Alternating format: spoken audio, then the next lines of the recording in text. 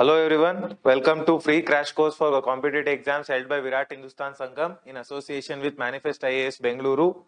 This program is inspired by Dr. SUBRAMANIAN SWAMY and is convened by Shri RAVISHANKAR Sir, State Education Convener for VHS Karnataka branch and also President of Good Neighbors India NGO. So I am the chief mentor of your program. So we have dealt with polity, history and economy part and dealing the geography part. So you can watch this program online on the YouTube channel of VIRAT HINDUSTAN SANGHAM. So we have provided the link also on the for any further mentoring regarding the any competitive exams. You can contact us via the VHS Education Forum Telegram channel. So we have provided the link for that also as well, right? So we were discussing about the water cycle yesterday. So we were discussing about water. So what is water? How does the water cycle? How does it condensation happen? How does the precipitation happen? How does the evaporation happens? So all these things we have discussed yesterday, and we have mostly spoken about the formation of clouds and various types of clouds and all these things. So now we will discuss the precipitation related things. Precipitation. So what is precipitation? Once the condensation happens, condensation is turning of gaseous water vapor into clouds. So that cloud falling in the form of rain is called as precipitation, right? So it is the release of moisture, whatever the moisture that is condensed from the water vapor, that moisture is released in the form of liquid, in the form of rain or in the form of hailstone or sleet, frost. So all these things. So that is the meaning of the condensation as well as precipitation. Precipitation just means you can say it as rainfall.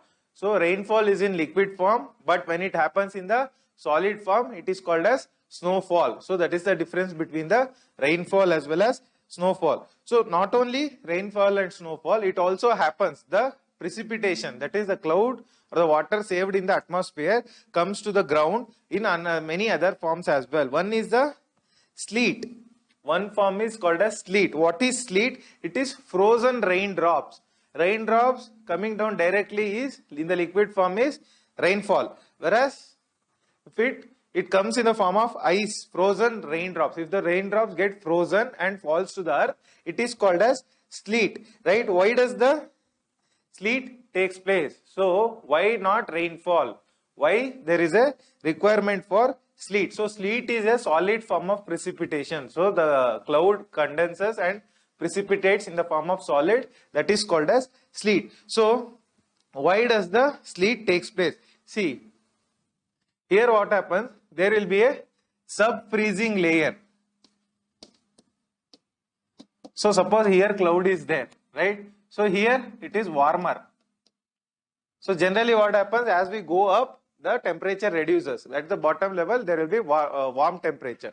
So as we go up, the temperature reduces, right? So, but if at the ground level, if there is a sub-freezing layer, so ground level it is colder and the upper level if it is warmer. So what happens when the rainfall comes, it gets frozen at this layer, because here it is the temperature will be less. So it gets frozen and forms as a tiny droplets of snowfall or tiny droplets of frozen raindrops. Raindrops gets frozen.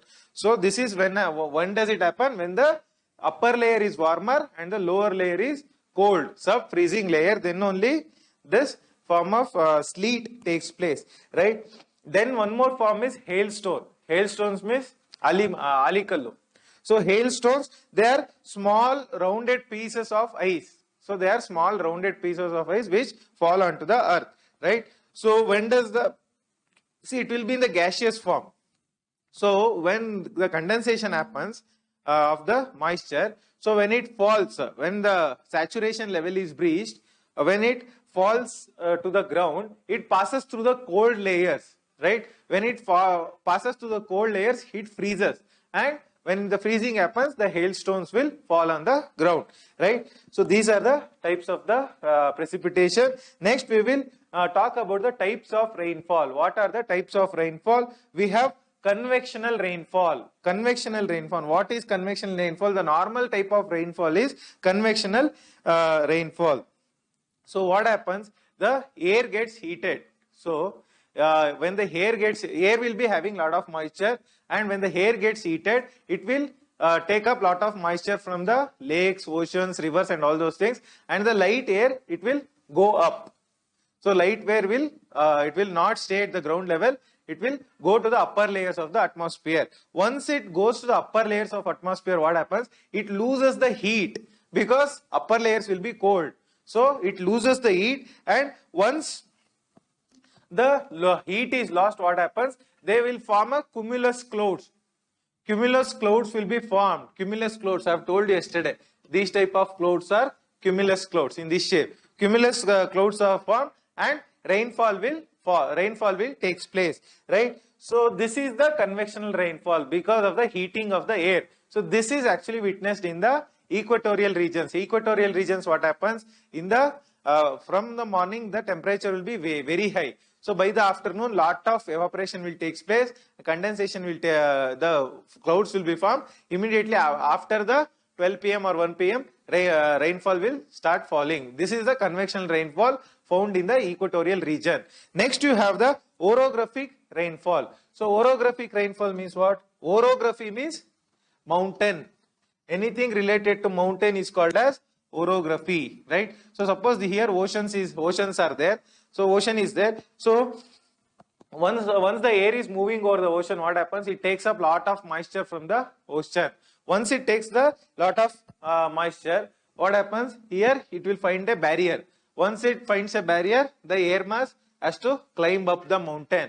Once it is climbing up the mountain, what happens? It will see at the sea level, the pressure will be high, right? But as you go up, the pressure will be lower. When the pressure is lower, what happens? Expansion takes place. So high pressure, compression. So as you go up, low pressure, expansion. The air mass gets expanded. So once the air mass gets, not only the air mass gets expanded, here temperature also falls. Once the air descends up the mountain, what happens?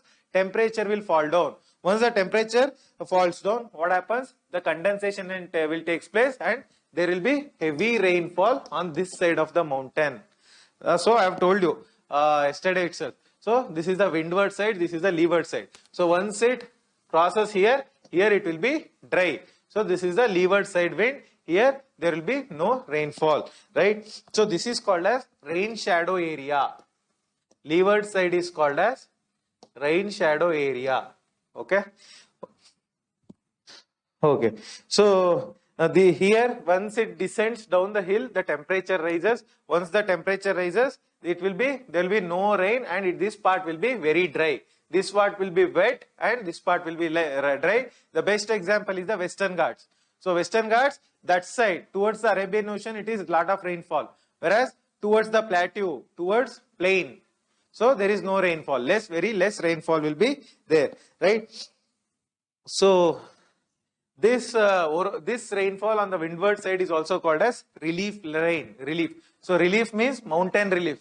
So mountain relief rainfall, right? Next you have the cyclonic rainfall. So third type of rainfall is cyclonic rainfall. I have discussed the cyclonic rainfall already I have drawn the diagram of the eye. So low pressure area, here it will be high pressure area. This is the eye wall, center part is the eye. So from here cumulonimbus clouds will come out. So cyclonic rainfall I have already discussed. Next we will talk about the world distribution of rainfall. How is the rainfall distributed across the world? So if you look at the rainfall, see at the equator there is too much rainfall, but as you go towards the pole, the rainfall reduces, right? So equator is itself has a lot of rainfall, and so coastal region and ocean region has more of rainfall because there is lot of moisture available from the ocean and the coastal region. So rainfall will be very high on these regions, right? Then also between 45 degree and 65 degree north and south. latitude. So what is 45 degrees? So above the Tropic of Cancer it comes. So Tropic of Cancer 23.5 degree. So above that you have 45 degree north latitude. From 45 degree north latitude to 65 degree north latitude, as well as 45 degree south latitude and 65 degree south latitude. I told there is westerlies. So I told westerlies means what? So they are winds blowing from the western direction. So this because of the westerly. So even in India, in the Punjab region, we will in the October, November, December region, we will find the westerlies. Rainfall because of westerly. These westerlies carries the moisture from the Mediterranean Sea, Atlantic Ocean, and they will bring the rainfall to the foothills of the Himalayas as well as the Delhi, all these regions. So westerlies. So the winds blowing from the west is the westerlies between 45 degree and 65 degree. They will bring the rainfall, right? Then also in the across the world, and also windward direction of the continents, that is where the winds will come and attack the mountains, right? So it may be in the African, in the Australian region. Here there is one mountain range. So here if the wind comes, here there will be windward rainfall. Best example is India's monsoon. So wherever the wind comes and attacks the mountain, there will be rainfall, that is windward rainfall. Okay. So then we will, last topic on this chapter, of this chapter, rainfall and water and oceans. So we will talk about the precipitation regimes. So precipitation, rainfall, how is the rainfall distributed? So we have the highest rainfall. So what do we call as the highest rainfall is when the rainfall is over 200 centimeter. So when the rainfall is measured in centimeter, if it is more than 200, so centimeter means what? So in a small area they will take how much rain will fall in this small area, right? So the more the rain, more the centimeter. So 200 centimeter over the 200 centimeter rainfall we will find in the equatorial region, and also windward slopes of the mountain we will find this to above 200 centimeter. Interior continents, for example, the India's interior, that is central India, Delhi region, or if you take the central China or central Siberia, there you will find 100 to 200 centimeter rainfall. So average rainfall. Then there is in the temperate region. What is temperate region? Between 23 degree and a half and 66 and a half degree. In that region, you will find what? You will find temperate region. In that region, the rainfall will be between 50 to 100 centimeter. So 50 to 100 centimeter, it is below average, and the less than 50 centimeter is called as low rainfall. Low rainfall, you will find it in the rain shadow areas. So where there is no wind to bring the rain. Rain shadows areas you will find and also polar region you will find polar region, there will be no rainfall. There also you will find very less rainfall. Okay, so now this water and oceans is done. We will talk about the world climate and climate change. How is the world climate distributed? What is the concept of climate change? So this world climate, this concept, the division was given by one person called Koyappan. So this Koyappan scheme, there is a differentiation of climate by this Koyappan scheme. So this is the Koyappan scheme, how the entire climate in the world is distributed. So according to this scheme, there is a vegetation distribution. So how the vegetation? So different type of crops, different types of forests, right? Different type of climates, how it is distributed. Based on that, this scheme is formulated. Not only that, based on vegetation, and the second factor is climate. Based on vegetation and climate, this scheme of differentiation is done. In climate, there are two criteria. One is temperature and precipitation. So we will discuss what is this Koyappan scheme. So first there is the first group is Group A. Group A is tropical humid climate. So tropical humid climate means, tropical means what? Within the tropic region, 23 degree and a half north and 23 degree and a half south. In this region is called as tropical region. In that, if there is humid climate, humid means what? There is lot of moisture in the air. So that climate. So that is divided into three regions. One is tropical wet, where there is lot of rainfall. Tropical monsoon, that is India, and tropical wet and dry. So there are certain regions where there is both wet climate as well as dry climate. This is divided into 3 regions. These letter codes are not very important because it is confusing. So it is the letter codes are not very important actually. So this climate is found between Tropic of Cancer and Capricorn. So in this tropical humid climate, this ITCZ, I told you intertropical convergence zone is there. No, it will move only in this zone, in the tropical zone. This ITCZ won't cross the Tropic of Cancer or Tropic of Capricorn. It will move only in that region, and this region is very hot and humid, and also there is high rainfall. In this region there is lot of rainfall because of the convectional rainfall, and temperature range is also low. Means what? So for example, if you take the India's example itself, if you measure the temperature, it is in the summer it will be around 35 degree and in the winter it will be around 25 degree. So the temperature range is just 10 degree. But if you look at some places, there are temperature range in the summer it will be 45 degree, 50 degree. In the winter it will be minus 20 degree. So there is lot of variation. So in the tropical region, the temperature range is also low, right? So first is tropical wet region. So tropical wet type of climate here, in this there is no dry season. There is always rainfall in the tropical wet region. Where do you find the tropical wet region climate? You will find it in the Amazon forest. Where is Amazon forest? In the Brazil region. So you will find the tropical wet climate there, and also you will find it in the tropical evergreen forest. So for evergreen means they don't dry.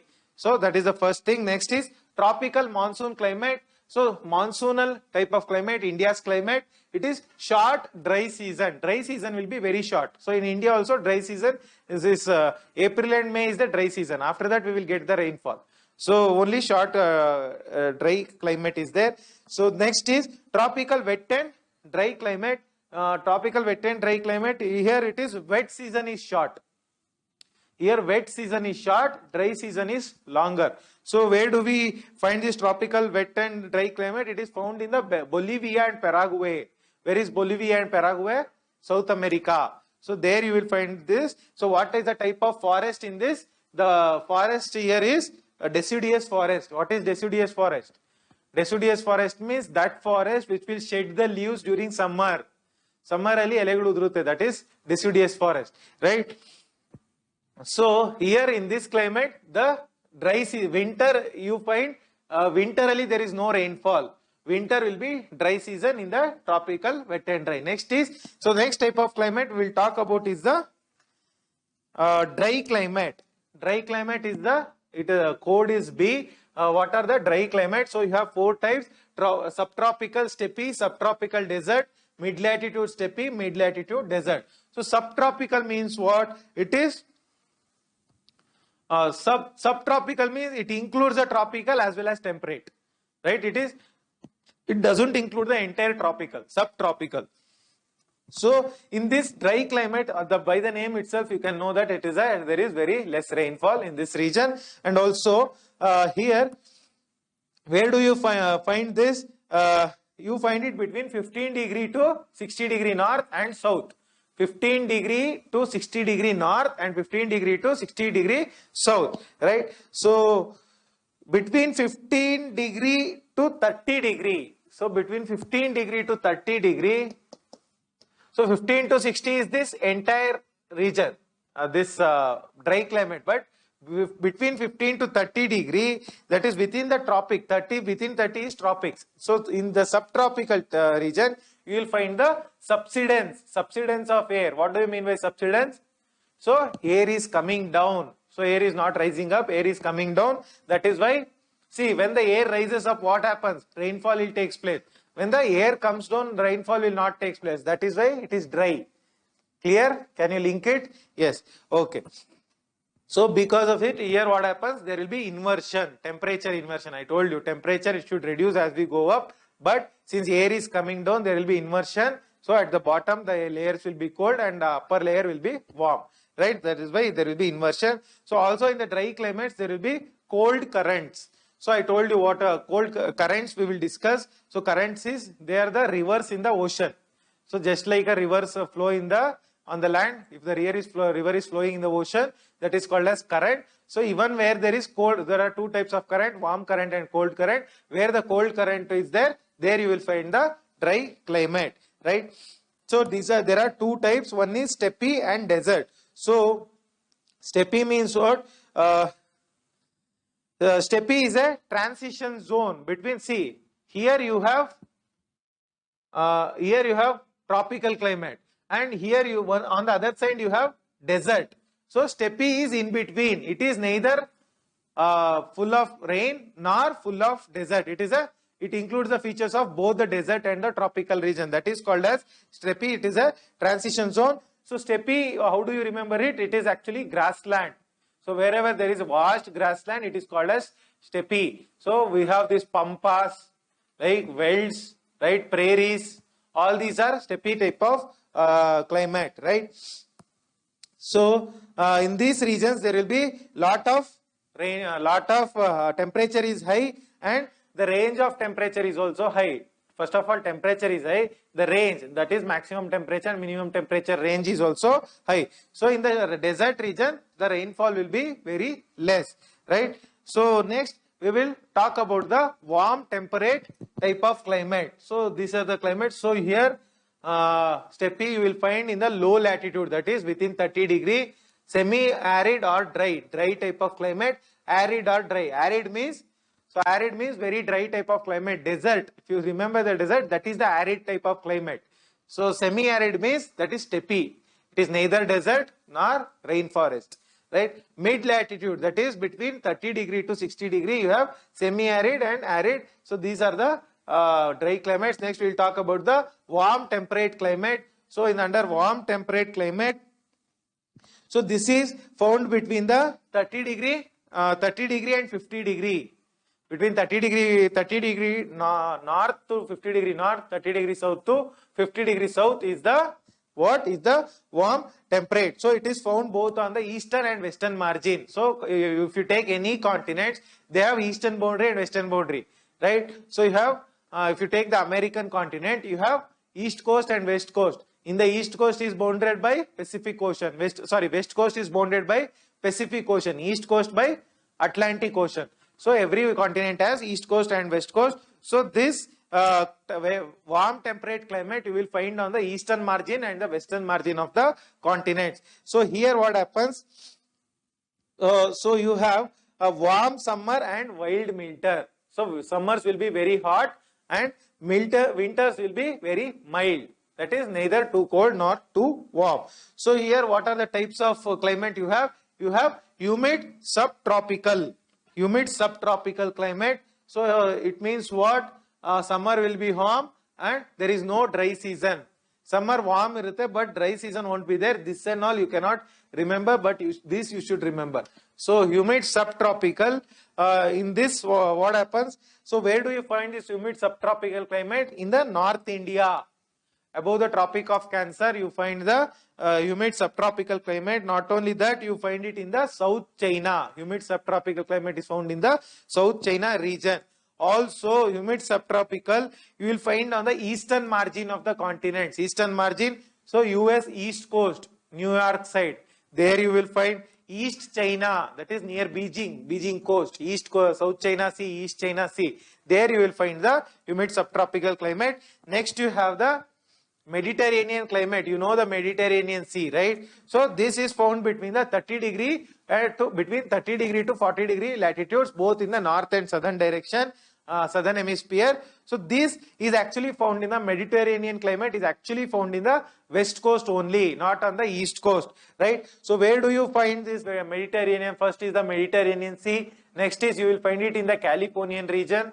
You will find it in the Chile region. Where is Chile? South America. Then you will also find it in the Australian region, right? So there you will find the Mediterranean climate. So what is the influence over the Mediterranean climate? See, Mediterranean climate is very important from your exam perspective. What is the importance? Means, see, Mediterranean climate only there will be subtropical high influence. What is subtropical high? Where the air will be descending. So tropical low, that is equatorial low, means air is going up at 30 degree. 30 degrees subtropical. Their air will be descending down. So that will be influencing the Mediterranean climate in the summer. So when there is air is coming down, there will be no rainfall in the summer time. Next, westerly. Westerly will also be influencing. I told you from the Mediterranean, westerly will come. So westerlies will have an impact in the winter region. So during the summer region, the subtropical high. During the winter region, you will be having westerly. So why does it change? Why does it change? See, this is Earth, this is equator. So this is between 30 degree to 40 degree is the Mediterranean Sea. So Mediterranean climate. So what happens? So let's say here you have Tropic of Cancer, here you have Tropic of Capricorn. So what happens in the summer region? Summer times means what? Summer times means the in the June time. June time, what happens? The sun will be over Tropic of Cancer. So what happens? This is Mediterranean will be still above the Tropic of Cancer. So since sun will be somewhere near the Tropic of Cancer, the subtropical high, that is the pressure belt, would have moved up. Pressure belt, because ITCZ will be here. Wherever the sun is there, ITCZ will be there. When ITCZ is here, the subtropical high belt will be somewhere here. So because of which the pressure will be high. So that is why summer there is no rainfall. Whereas in the winter I told you it is under the influence of westerlies. What happens? This subtropical high will move to the southern hemisphere, or it will move towards the equator. So what happens? This will come. So westerlies would be during the summer, it will be somewhere here because subtropical high is here. So what happens? When the subtropical high moves down, westerlies will also come down, right? So they will flow over the Mediterranean. That is why in the winter region, winter time, you have the westerly flowing in the Mediterranean region. In the summer region, it is subtropical high. Okay. Then you have so here you will find the because of westerlies. So in the summer you won't find rainfall. In the winter you will find lot of rainfall here, right? So summer will be very hot. Next you have the marine west coast climate. Marine west coast climate. Where will this climate be? So this will be found on the west coast of northwestern Europe, west of North America. All these areas you will find this type of climate. So here in the marine west coast climate, it will be under the influence of what? In the marine influence. Marine influence means ocean influence will be there. So because of influence of the ocean, the temperature will be moderate. Means it will be neither too hot nor too cold in the marine climate, right? So in the marine west coast climate, this is the thing. So here there will be no dry season because it is under the influence of ocean. Always there will be the ocean will act as a moderator. Also there will be warm and cool summer. So summers will be during the daytime it will be warm, night time it will be cold. Next we will talk about the cold snow forest climate. Cold snow forest climate. So this is found between the 40 degree to 70 degree north. Okay, it is found only in the northern hemisphere, 40 to 70 degree north, under which what you have? So you have humid continental and also subarctic. These are the two types. So here humid continental, there is severe winter.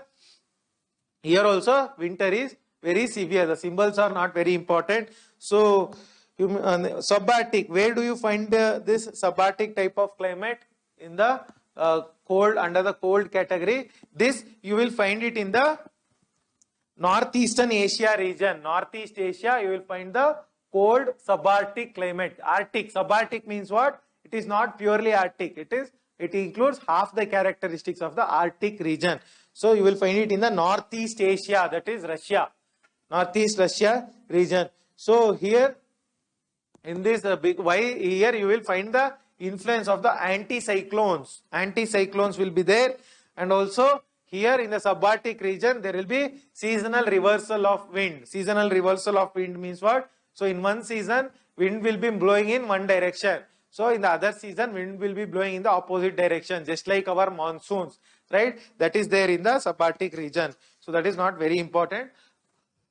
Next is polar climate. So cold climate, you have tundra and polar ice cap. So in tundra there is no summer at all, and in the polar ice cap there is perennial ice. That is, there will be ice for continuously, there will be ice, right? Okay, polar climate, tundra, you will find the some special vegetation, that is mosses, lichens, right? All these mosses, lichens and all these things you will find in the tundra region. So here subsoil will be permanently frozen. Means what? The soil. So beneath the ice, whatever the soil is there, that is permanently frozen in the tundra region. Then you have ice cap climate, polar ice cap here.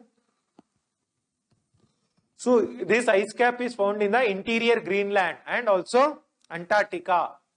In the interior Greenland and Antarctica region, you will find this ice cap. So here the temperature will be below freezing point. Ice cap, you can understand.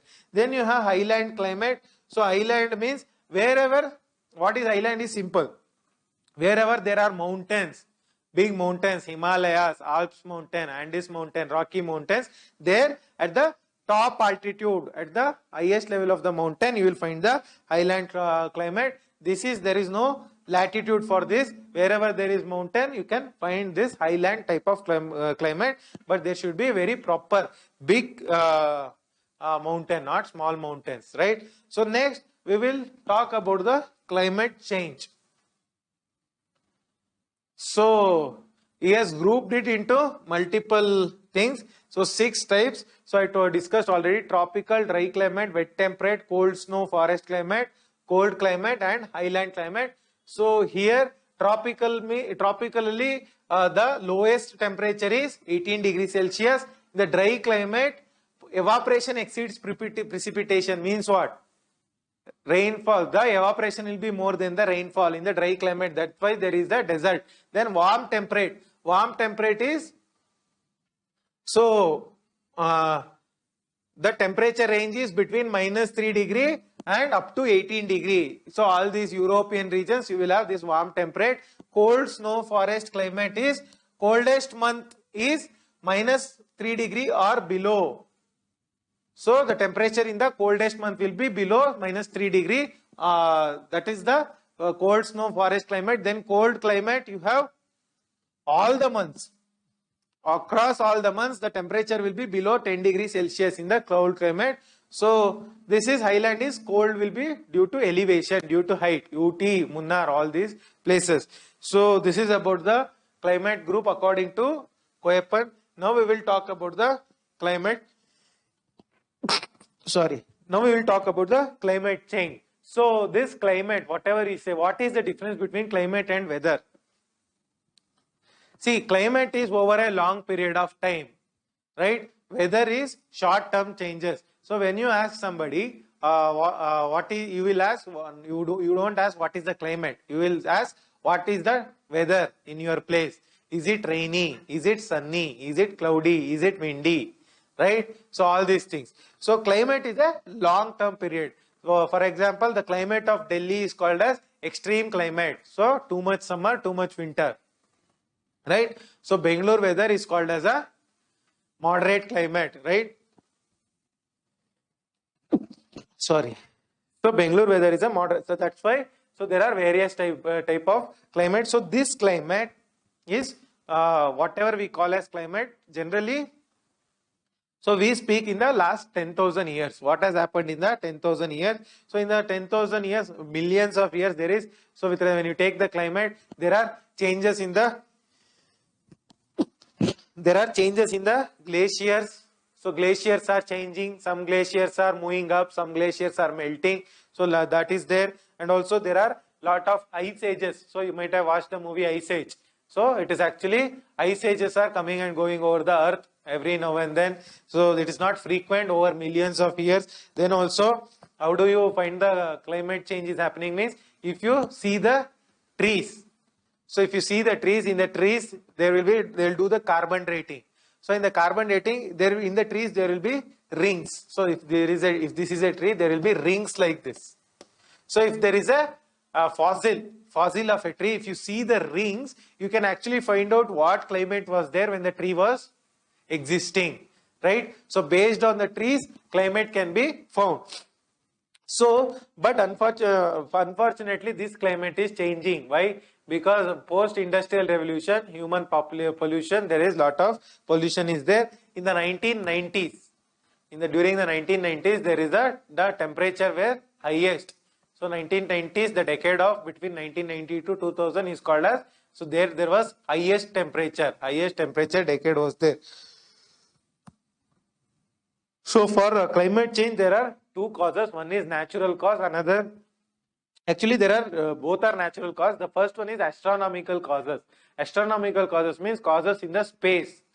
So what is that? Sunspot. Do you know what is sunspot? So in the sun, in the outer corona region, in the not this corona, in sun also there is one layer called corona.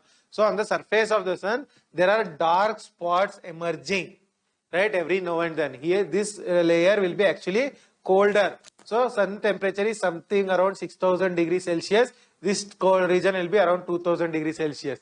So it will be colder. So these are sunspots. So whenever there is sunspots, the climate will change on the earth, right? Climate will become colder. Sunspots, more the number of sunspots, lesser the temperature on the earth. Sunspots is lesser, warmer the temperature. That is one thing. Then you have the second astronomical reason is Milankovitch oscillation. What is Milankovitch oscillation?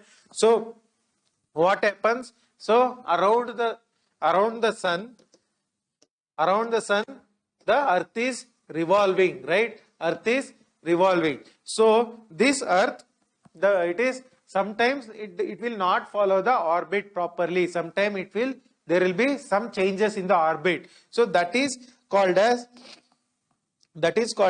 variation in the earth's orbit is called as Milankovitch cycle. So when the orbit changes, then also climate will change on the earth. So earth will wobble. Sometimes earth will wobble. Wobbling means what? Shaking.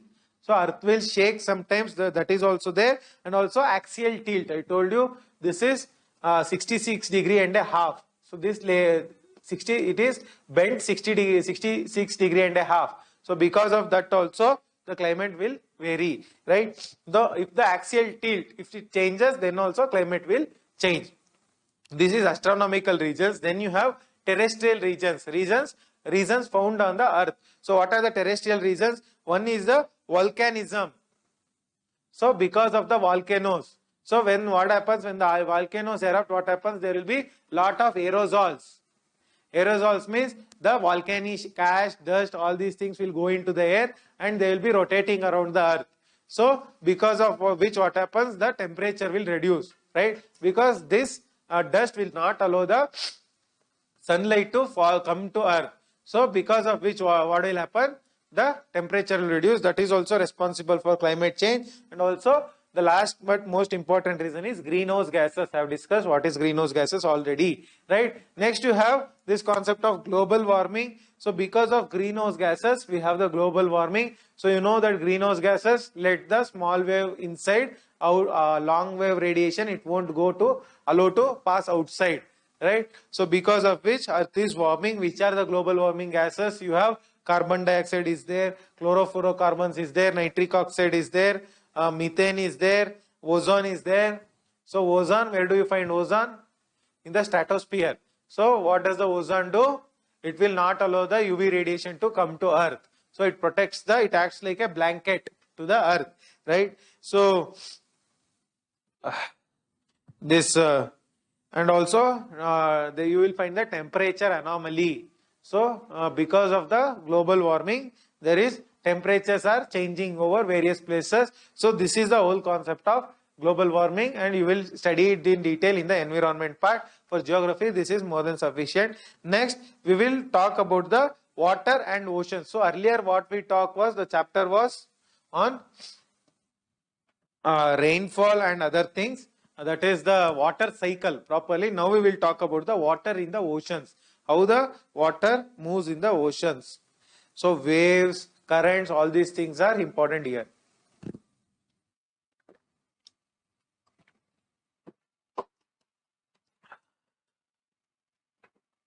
So when you talk about the water, so where do we find water on the earth? Water in the solar system, you will find only on the earth, right? So it is a rare commodity. It is not available everywhere, right? So that is why earth is called as what? Blue planet. Earth is called as blue planet because of the presence of water, right? So the cycle of the water is called as hydrological cycle. The cycle of water in the through the atmosphere, biosphere and troposphere, atmosphere and biosphere is called as, and hydrosphere is called as the hydrological cycle. So water is a cyclical resource. Cyclical means what?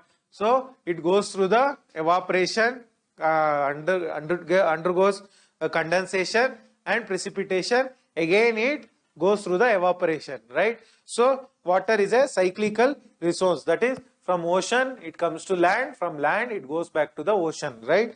So this hydrological cycle, that is, this cycle is happening over thousands of years, more than billions of years. This cycle is happening between the oceans and the earth, right?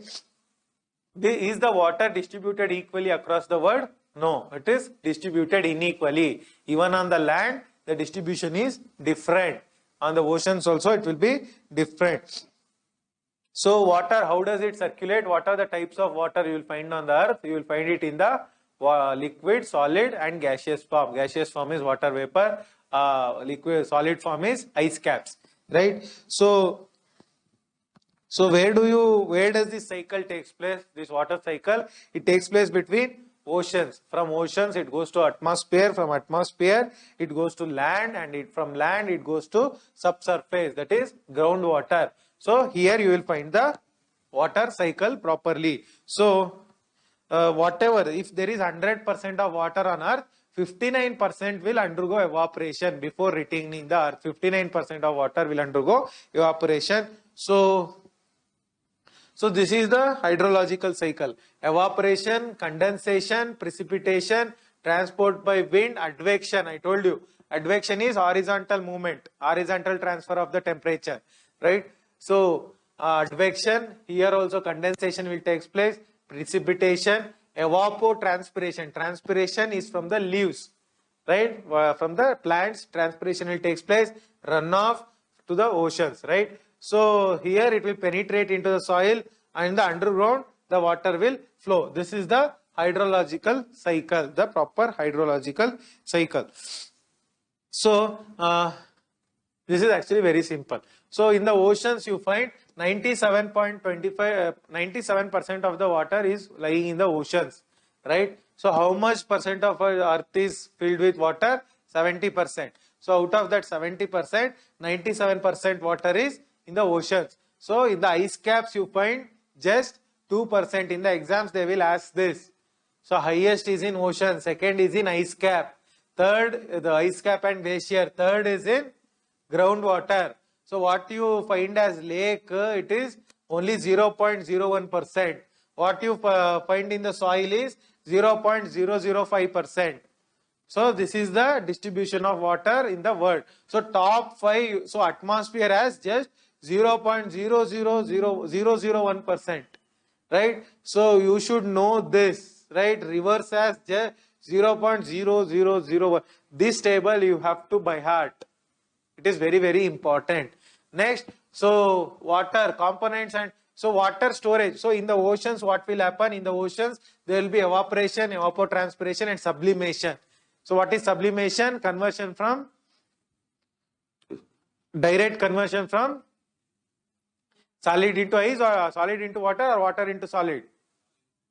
Solid into gas is called as sublimation, direct, right? So then you have water in the atmosphere, you will have the process of condensation and precipitation. I have discussed this. So water storage in the ice and snow, that is in the glaciers, snow will melt and turn into rivers. Surface runoff, that is on the surface of the earth, you have fresh water in the form of rivers, right? Groundwater discharged through springs. So this is the storages of water and the processes taking place. Okay. So next we will talk about the oceanic deeps, oceanic floors. So relief of the oceanic floor.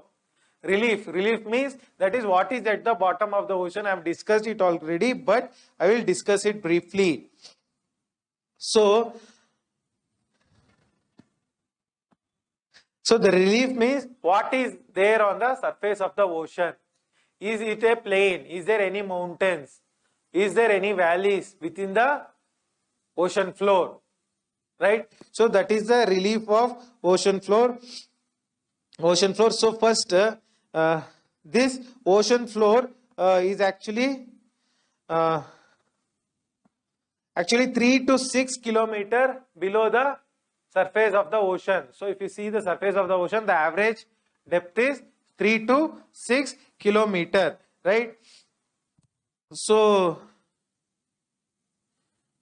this there are various features of the ocean floor. What are the various features? So you will find the mountains within the ocean. You find the mountains within the oceans.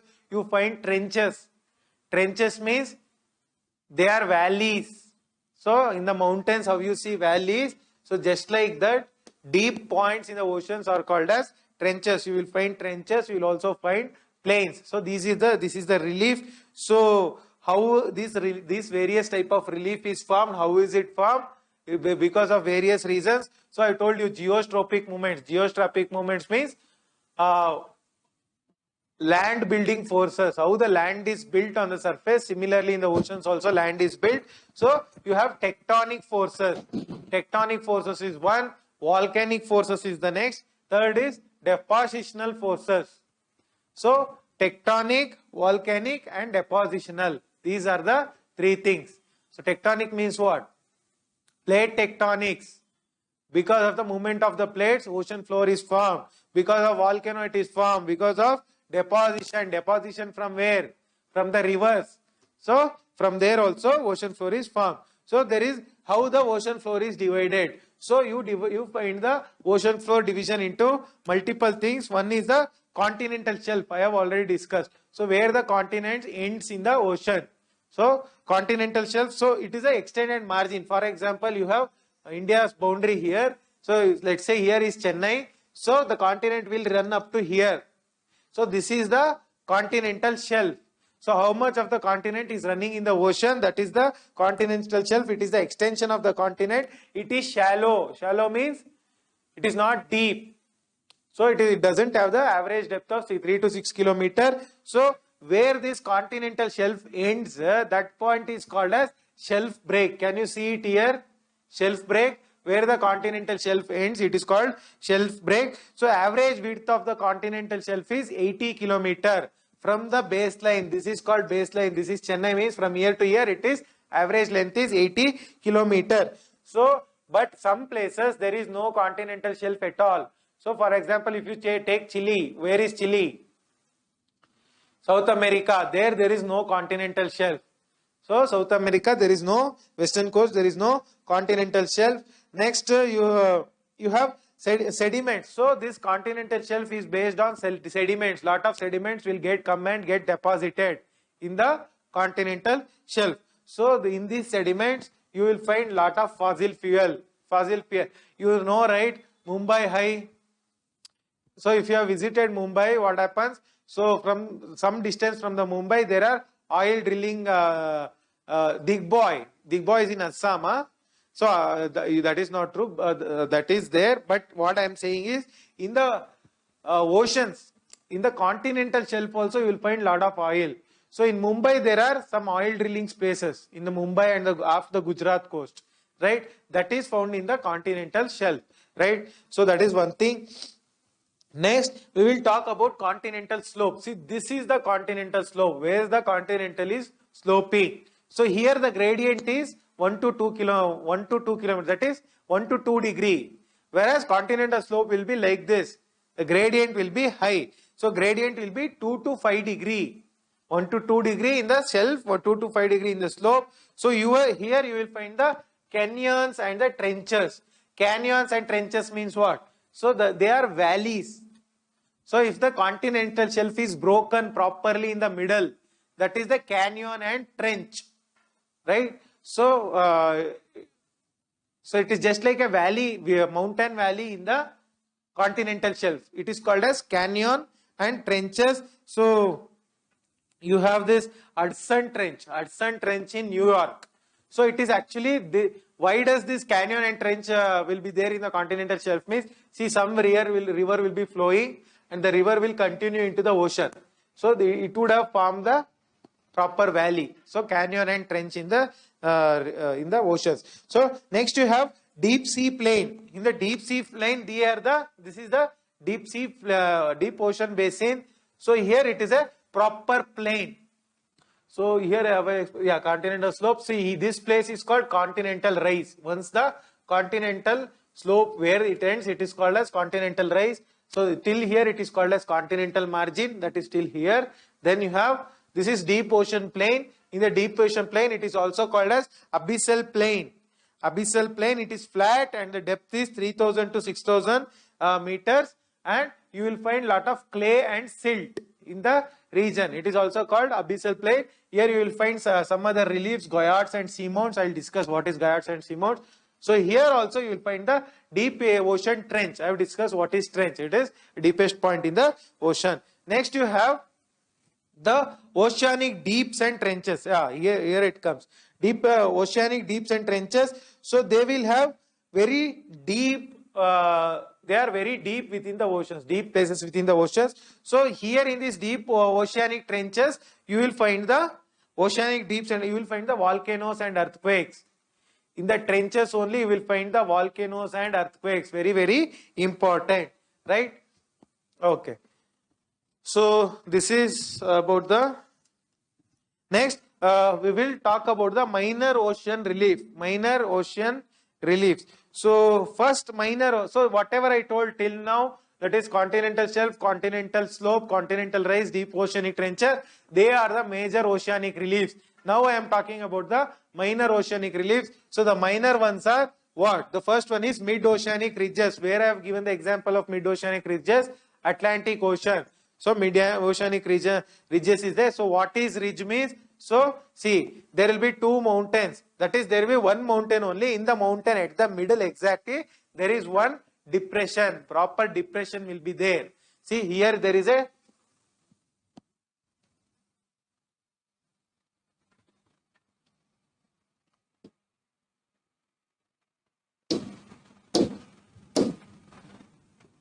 see, here there is a depression.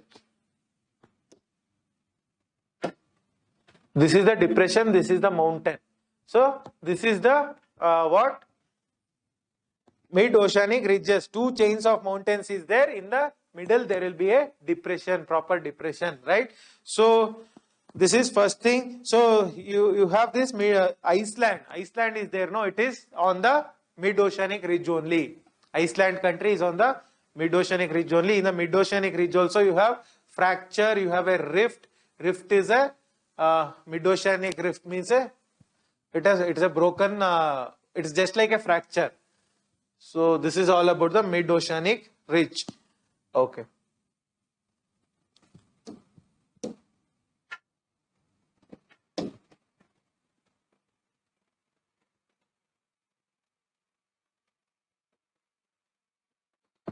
Okay, next you have seamounts. Seamounts means what? They are mountains. Here you can see the seamount. So they are mountains within the ocean.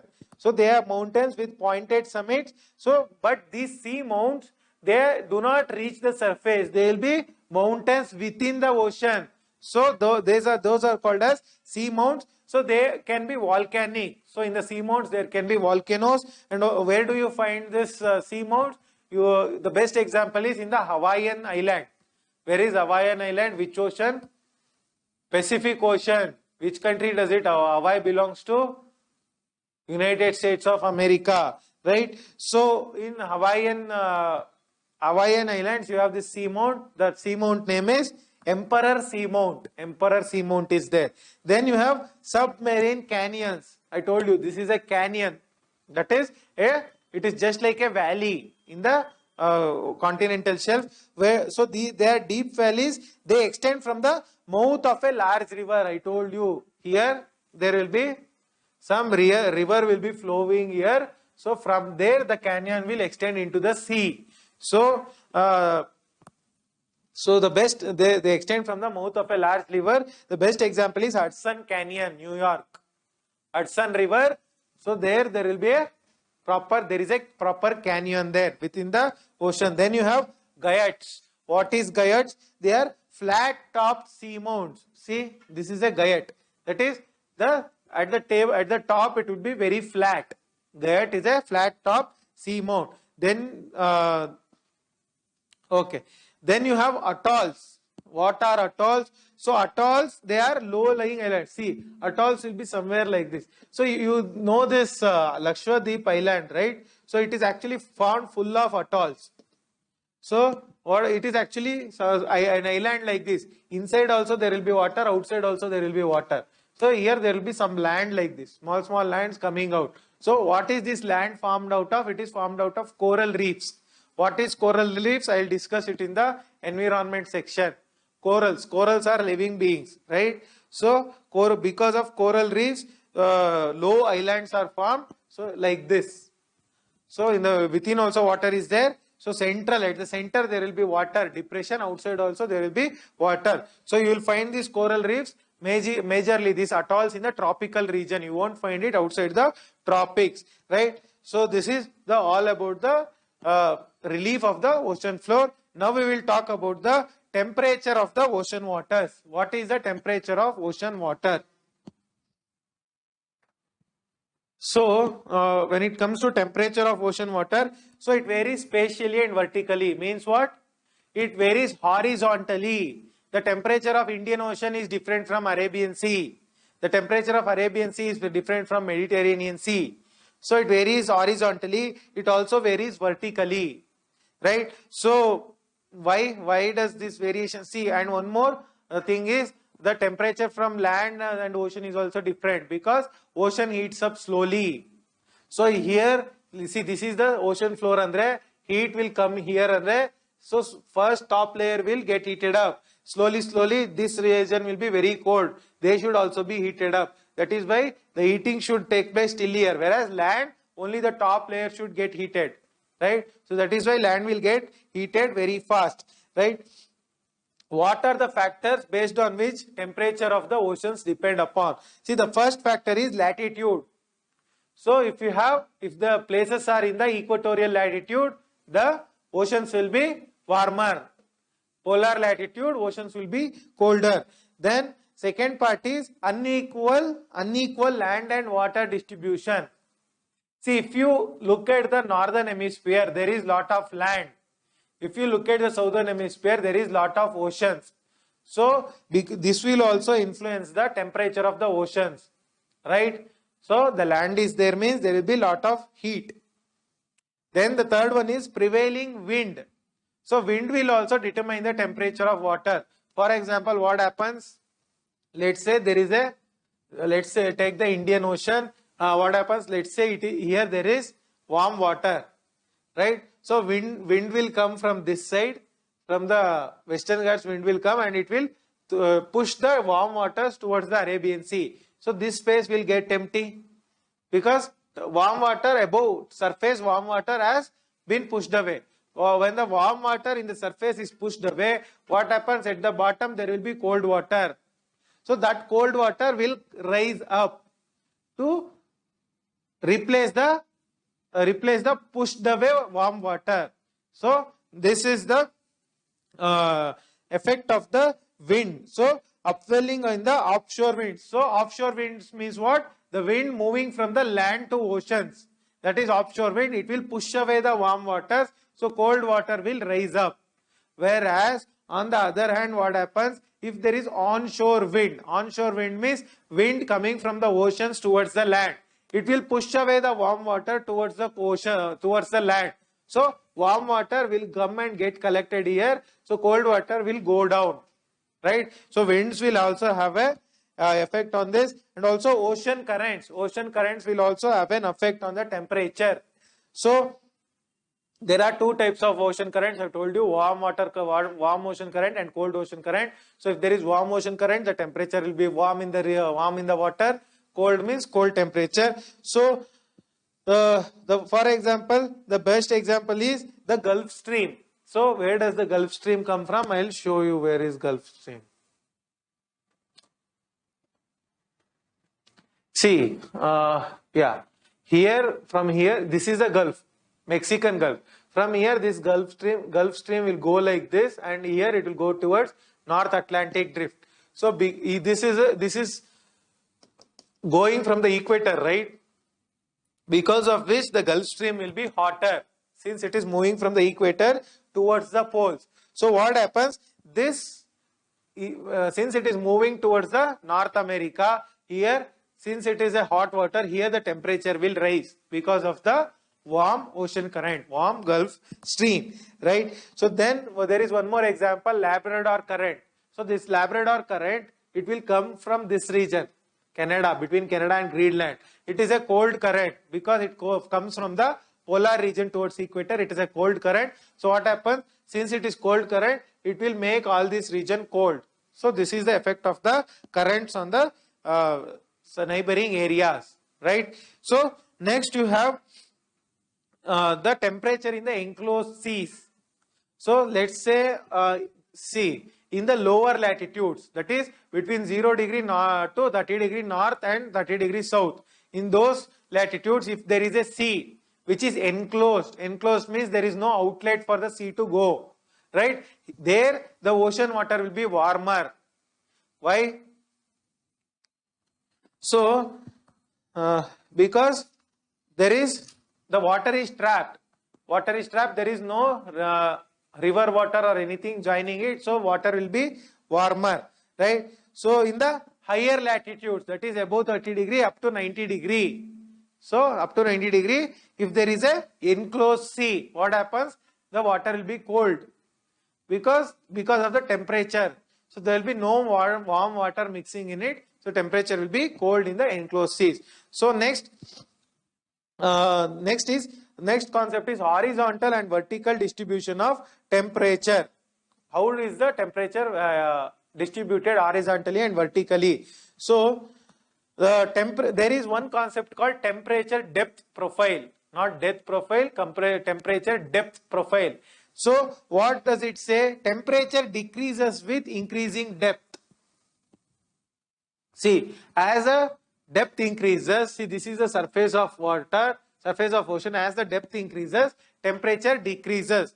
So this is the temperature depth profile. See, at the below, from if this is the surface, around some so the surface temperature will be around 27 degrees. Surface temperature of the ocean will be 27 degrees. As it goes down below the sea surface, some 400 meters below the sea surface, there is one layer called thermocline.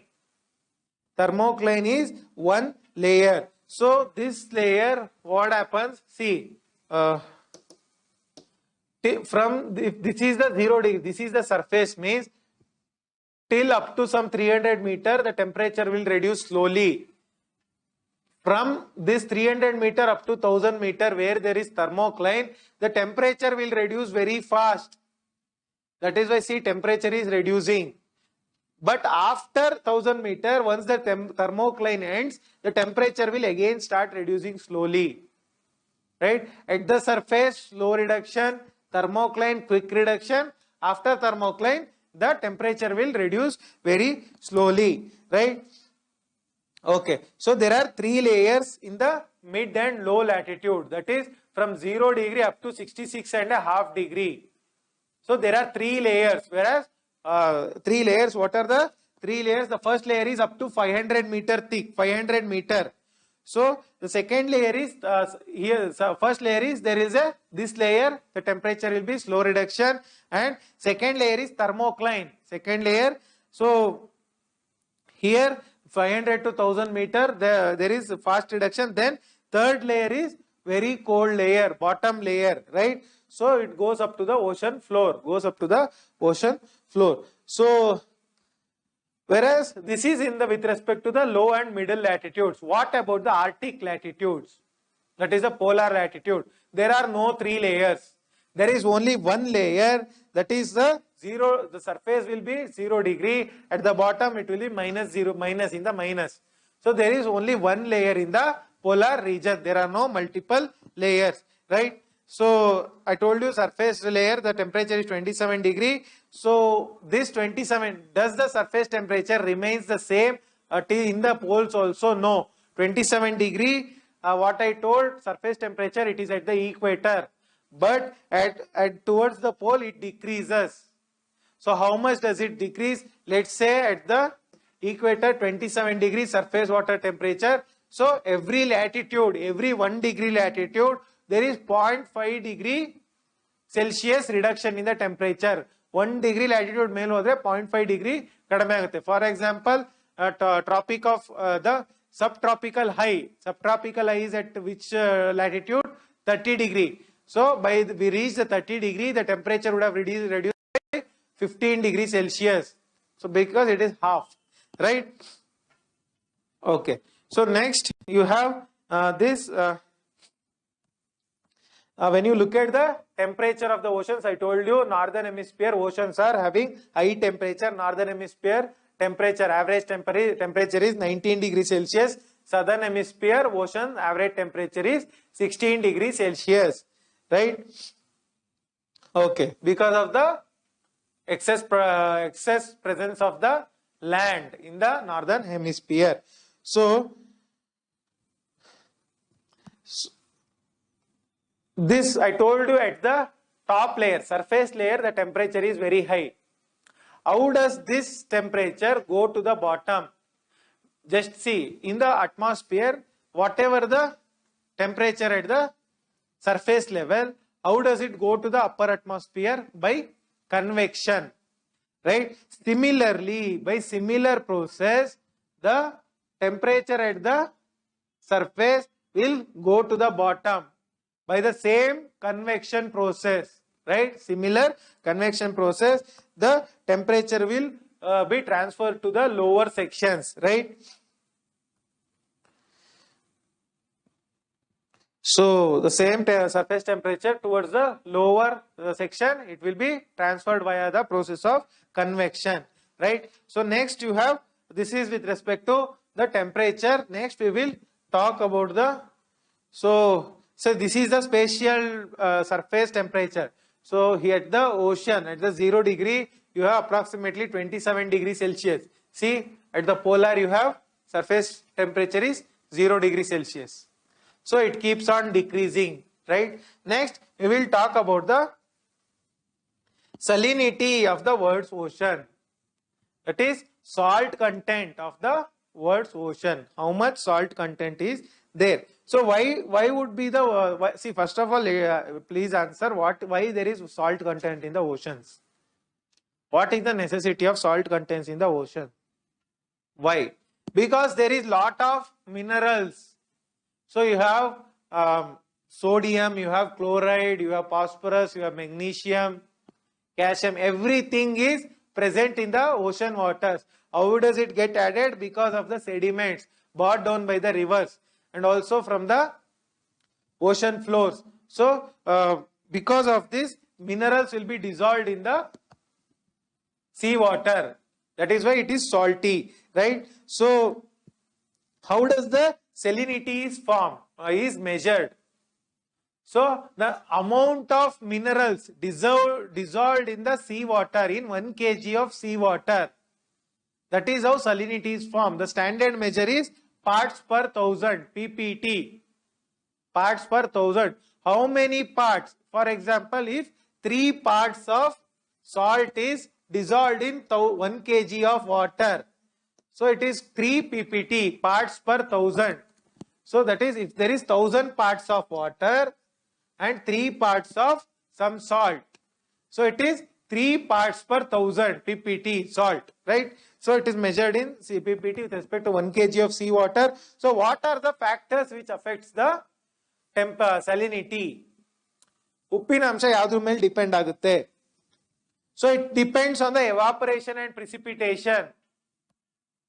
So what happens if there is lot of evaporation? What happens? Water will get converted into water vapor. The salts will get concentrated. More evaporation, more salinity. Less evaporation, less salinity. See, water will go off. What will remain? Salt. So salt will increase. And if the precipitation is more, salinity will be less because water will get diluted. Fresh water will get added, right?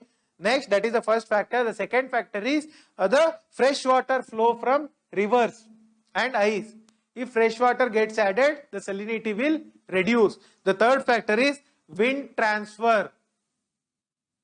If the wind transfers the fresh water from one place to other place, salt water from one place to other place where fresh water is there, that will also impact the salinity. Not only that, in the ocean bound, in the continental boundaries, suppose there is highly saline water here.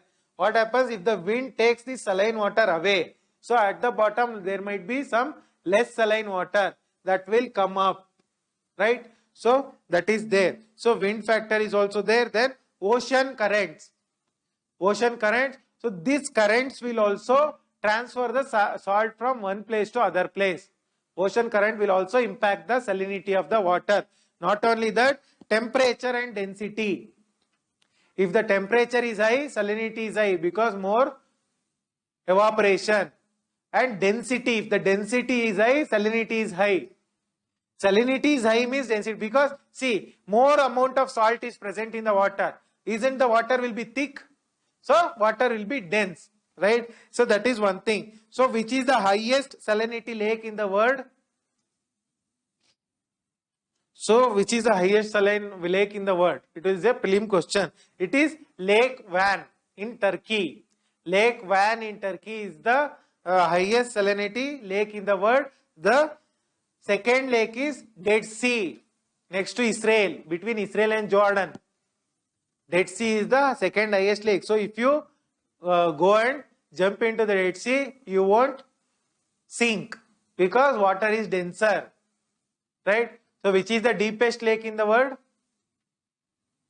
Lake Baikal. Lake Baikal in Russia is the deepest lake. So you should know these factors for the prelims, right? Not UPSC, but state services they will ask. Next, this is we will talk about the horizontal distribution of salinity. How salinity is distributed across the world horizontally, right? So how, see, water, the lines which connect the places of similar temperature is called isotherms, whereas the lines which connect the places of similar salinity is called as isohals. Isohals or isohalanes? I'll see that.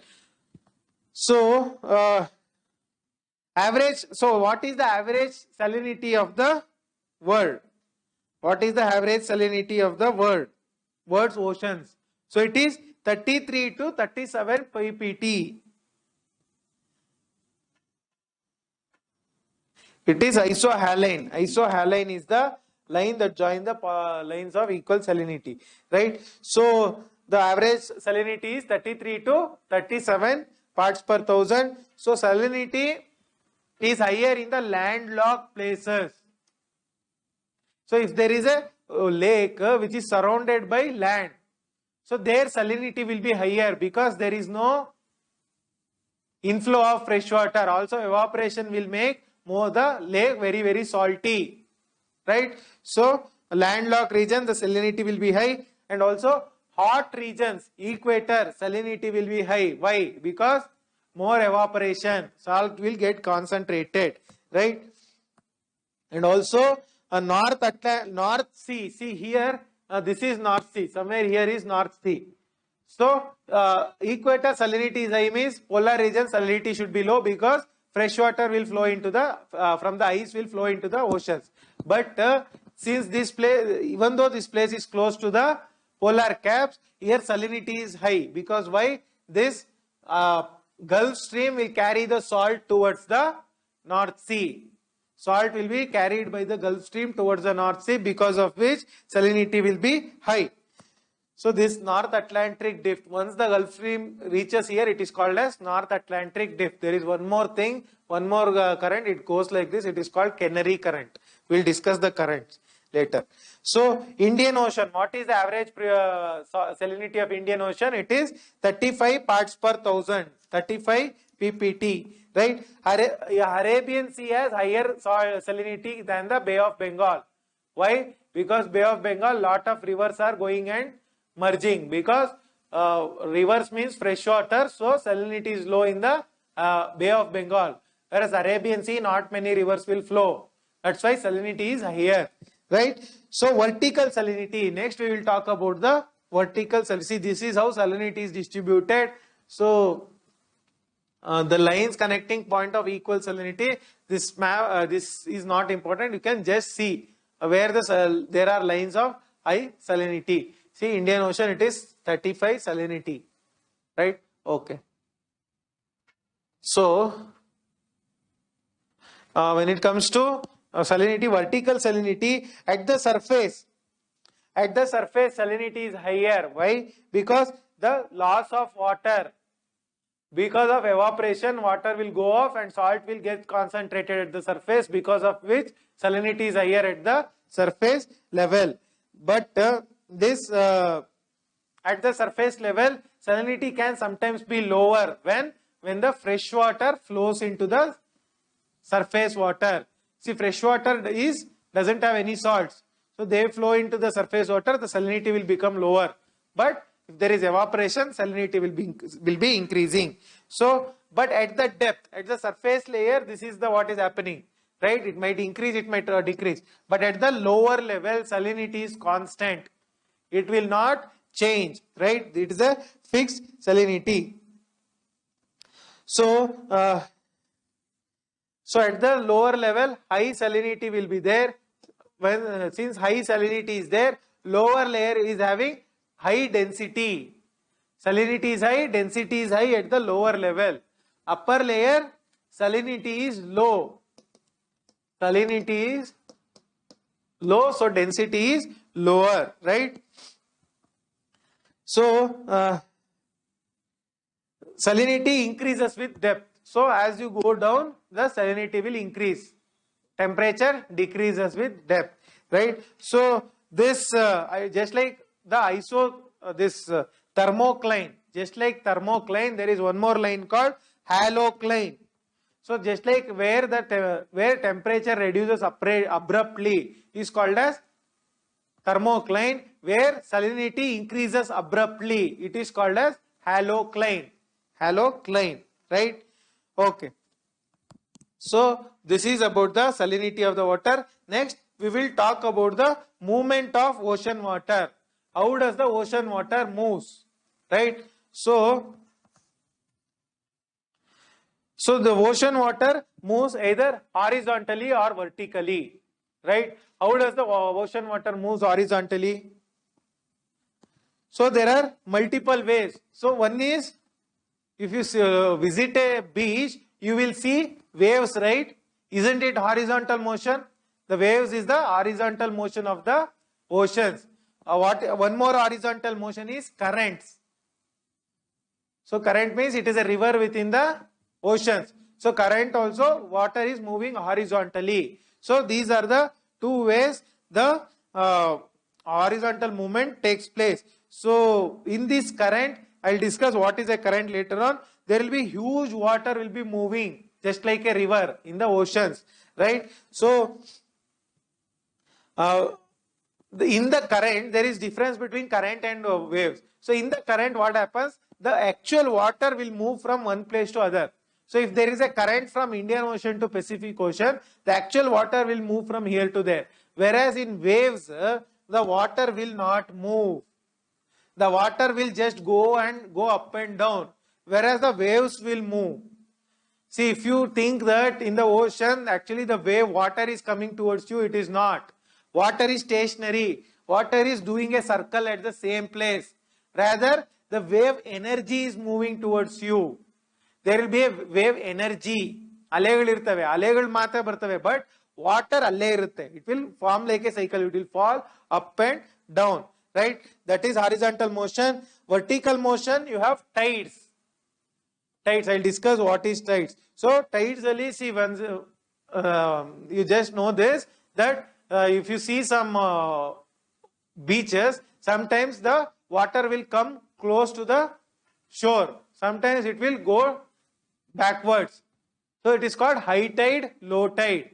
So that is because of gravitational pull of the sun and moon, right? So it is sometimes called as upwelling. The water, ocean water is upwelling towards the seashore. Sinking means it is going back. So this is with respect to the tides. First, we will discuss the waves, motion of waves and water molecules. So here the energy moves. The wave energy is moving, water is not moving. So water just travels in the circle, right? See, they have shown the circle. So water is just traveling in the circle. So this point is called crest. This point is called trough. The bottom point is called trough. So wave is traveling towards the right. Okay.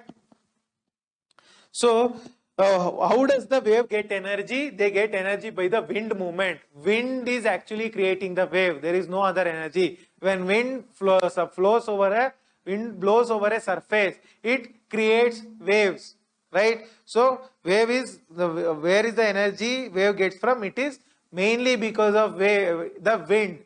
There is no other energy for waves. Clear? Okay. So when this wind flows over the water, what will happen? It will drive the water, it will push the water and wave gets created. So if the wind is very strong, the waves will be of very height.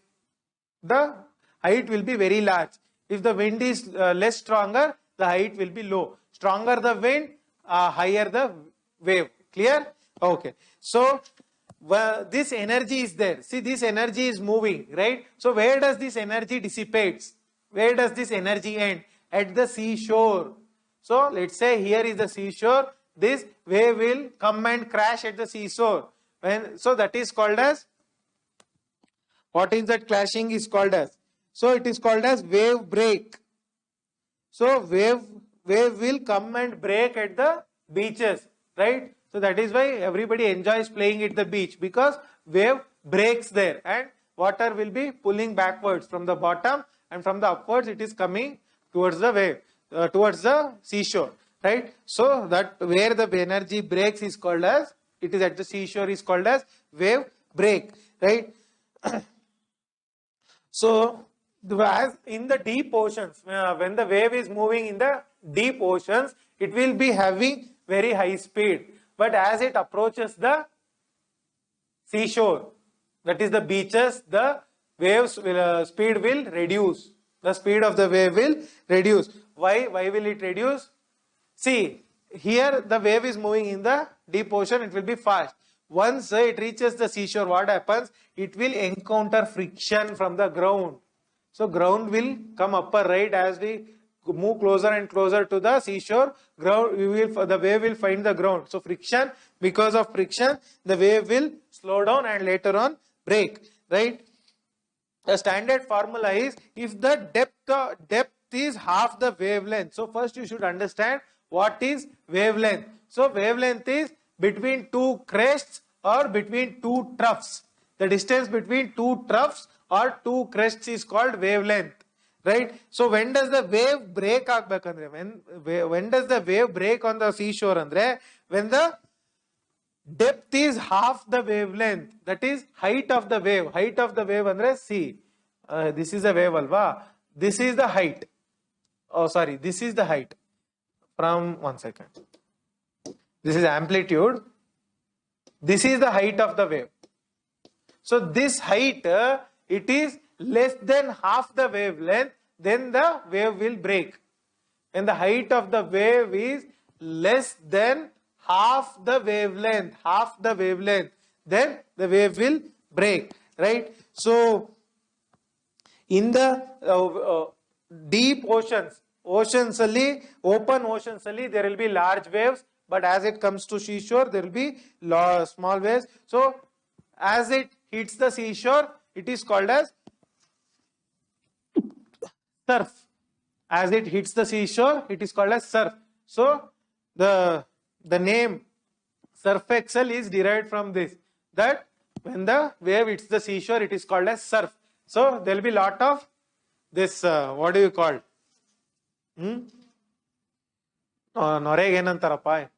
Foam. So there will be lot of foam. So that is why the surf excel. the names. That is called as surf. So I told you the speed of the wind is higher, the length of the wave is more, right? So if the waves are very steep, if they are very tall waves, it means they have originated in a close distance, right? If they have originated in the close distance, but if the that is if the wave is smaller, or if the wave is slower, it means it has originated in the far place. If the wave is coming very slow and it is steady, slow and steady, its length is also not very steep, that means it has come from a different place, from a far off place. But if you see a very steep wave coming very fast, it means it has originated somewhere nearby to the seashore, right? So on the one hand, the wave is being pushed towards the seashore. The wind is pushing the wave towards the seashore. On the other hand, the gravity is pulling the wave towards ground. That is why you find this kind of picture, right, in the waves. So wind is pushing, gravity is pulling, right? That is why you find this kind of wave picture. So some of the characteristics of waves are crest and trough. I have told you what is a crest and what is a trough. So crest is the top point, trough is the smallest point. Height is from the crest to trough. What is the height? That is the height of the wave. Amplitude. Amplitude is half the height. So entire thing is height. Whereas amplitude is half the height. Half the height is amplitude. Amplitude of the wave. Then you have the concept of period. Period andre the how long does it take for the wave to move from one crest to other crest, or from one trough to other trough. So let's say here is a point. So the trough is, this point will move first. Let's say the wave is moving in this direction. This point will move first. Let's say we will, once this point moves this line, we will start the stopwatch. Then we will stop the stopwatch when this point moves, right? So let's say between this point and this point, there is 2 seconds. So 2 seconds is the period of wavelength, right? Then wavelength I have discussed, it is between 2 crests and 2 troughs. Then you have wave speed. So if you measure the speed of the wave, how is the wave speed is measured? It is measured in knots, Knots, right? Wave speed is measured in knots. Wave frequency means what? So in 1 second, how much in 1 second how much the wave moves? So wave periodally, what happens? It is between 2 successive points. How much the wave, in what time the wave has moved between 2 successive points. Whereas wave frequency, in 1 second, how much the wave has moved. Wave period, wave second, it is actually inversely proportional. Frequency is inversely proportional to period. So wave frequency is always measured with respect to 1 second. Period between 2 successive points, right? Okay. So next we will talk about the concept of tides. So we'll talk about the concept of tides. So this tides means periodic rise and fall of water. So periodic rise and fall. So tides, let me show you a diagram, else it will be difficult.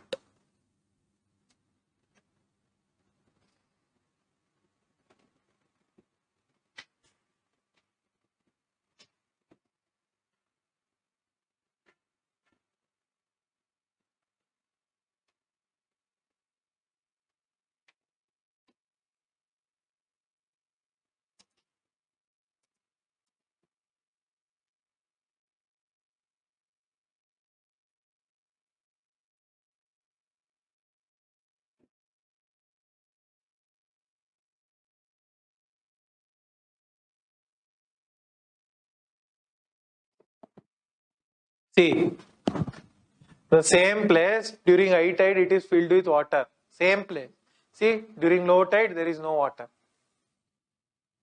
Right? This is the concept of high tide and low tide. Clear? So why does this happen? It happens because of the gravitational pull of the sun and moon.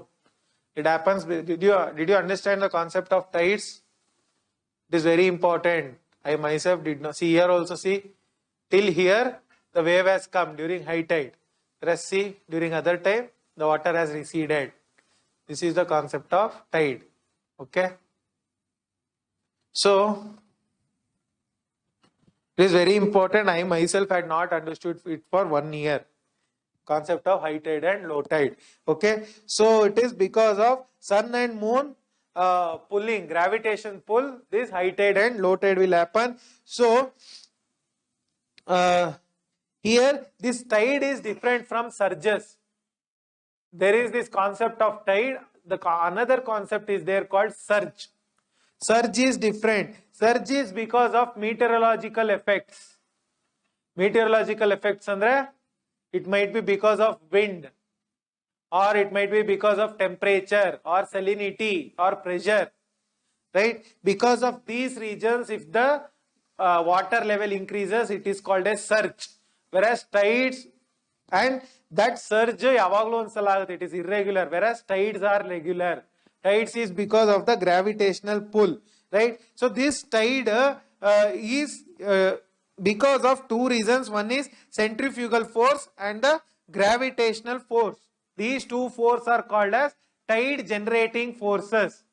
So gravitational force of what? Gravitational force of the moon and sun. That is one thing. And the centrifugal force. What do you mean by centrifugal force? What is centrifugal force? So it's better to show a diagram again.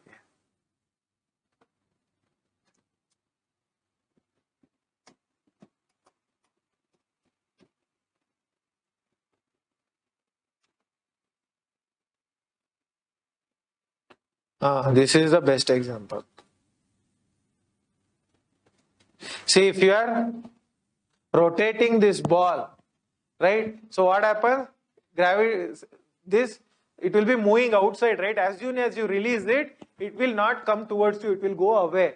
That is a centrifugal force, right? So similarly, Earth will also has a centrifugal force. Why does Earth has a centrifugal force?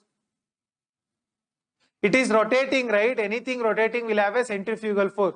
That's why, see, because of gravitational force of the moon and sun, the waves are moving towards this side. But on the other side there is no gravitational force because of the force of the centrifuge. You yourself rotate speedily. So actually you will be like, you will be knowing this, right? Small kids, they will be wearing frocks and they will rotate, and it will be, the frog will be, so it is because of the centrifugal force, right? So science is something which is relatable to everyday life, right? So that's why the Earth, if it is rotating, the tides will also move away. That is the centrifugal force. So because of these two things, you have the tides on both the sides of the Earth, right? Okay.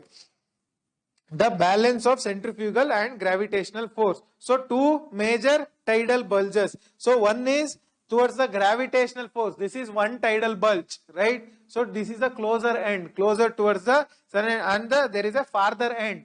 This is farther from the sun and moon. There you have centrifugal force, right? Okay. So there are other factors also. Not only gravitation and centrifugal force, there are other factors also. For example, the other factors is whether there is a bay, what is the wind direction, right? And what is the gravity at that place, right? So what is the rainfall? All these things, what is the temperature? Those things also will impact the tides. So when this tides are moving. So when the tides are channeled into islands, let's say tide is moving like this. Suddenly here there is an island, and here there is an island. Here there is land, here there is land. So tide is forced to go into this, right? When it is forced to go into a particular direction, the tide will become tidal current when it is moved in a narrow direction. So once the best example is for the tides is Bay of Fundy, Canada. So there you can witness the highest amount of tides. Bay of Fundy in Canada. So what are the types of tides? So tides are classified based on frequency and height of the tide. So based on frequency, how frequent the tides will occur. Based on that, tides are classified as semi-diurnal tides. Semi-diurnal tides means what? Daily there will be 2 high tides and 2 low tides. When this is there, it is called as semi-diurnal tides. Then there is diurnal tides. ಅಂದರೆ 2 high tides ಅಂದ್ರೆ 2 ಸಲ ನೀರು ಏರುತ್ತೆ 2 ಸಲ ನೀರು ಇಳಿಯುತ್ತೆ. That is semi-diurnal. Diurnal means 1 high tide and 1 low tide. Right? Then you have the mixed tide. So this is with respect to frequency. Then one more concept you have with respect to height of the tide. So when there is a height of the tide varies. Sometimes the height is more, sometimes the height is less. That is called as mixed tide. Mixed tide is with respect to height variation. You will find it in the west coast of North America. This mixed tide. Then you have one more type of tide that is with respect to sun, moon and earth position. Position of the sun, moon and earth. There is tides. So here also the height varies because of the position of the moon, earth and sun. The tides will vary. Height of the tides will vary. So the first type of tide is because of this gravitational pull is the spring tide. Spring tide means what? Sun, moon and earth all are in same direction. All are in straight line. When they are in straight line, you witness what? You witness high tide. Earth, sun, moon and sun both are in straight line. You witness what tide? Spring tide.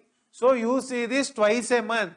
Once when the moon is here, once when the moon is here. Right? Okay. So when the moon is here, it is called as what? Full moon or new moon? So when the moon is here, it is called as new moon.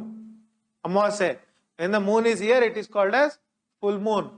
Right? So then you will see the spring tides. Then you have neap tides. When do you see the neap tides?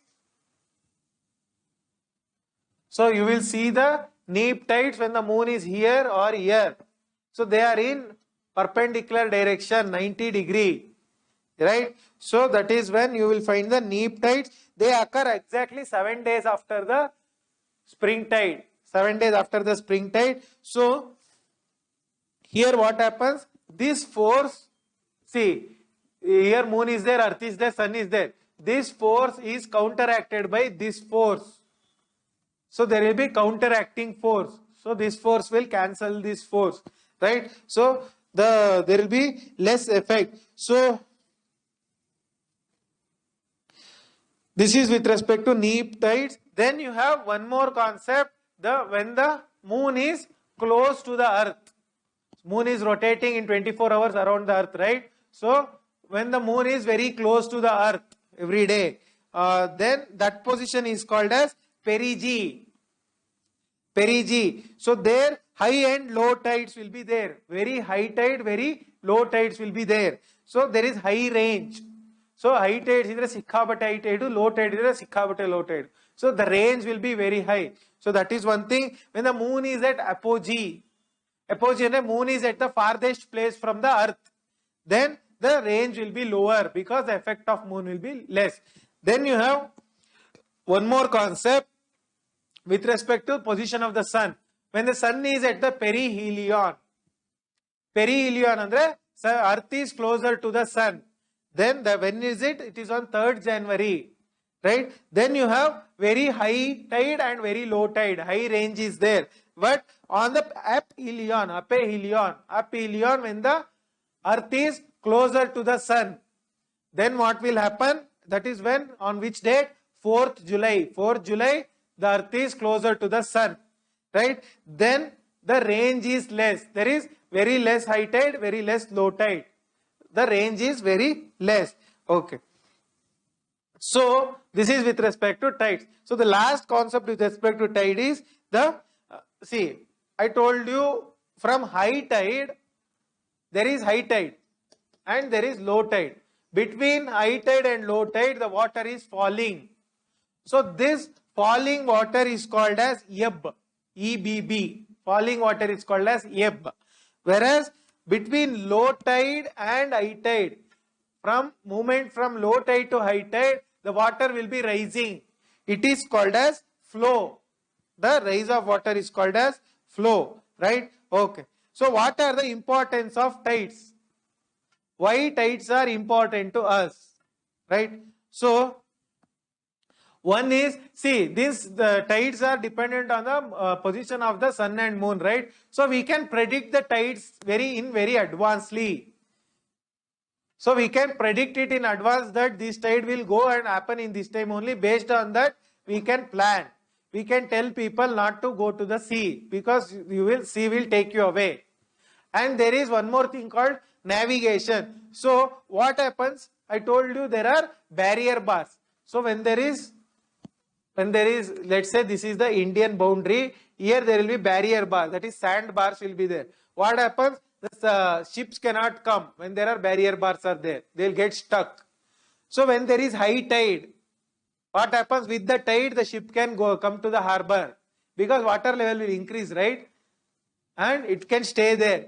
But again, when going back, there should be high tide. It can go back with the high tide.